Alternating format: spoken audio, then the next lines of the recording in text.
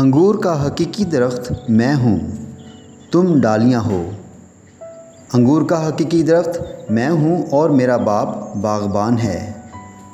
जो डाली मुझ में है और फल नहीं लाती, उसे वो काट डालता है, और जो फल लाती है उसे छांटता है ताकि ज़्यादा फल लाए। अब तुम उस कलाम के सबब से जो मैंने तुमसे किया पाक हो। तुम मुझ में कायम रहो और मैं तुम में।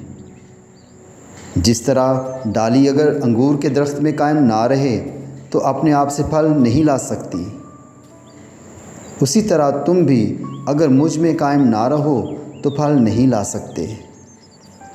मैं अंगूर का दरख्त हूँ और तुम डालियाँ हो।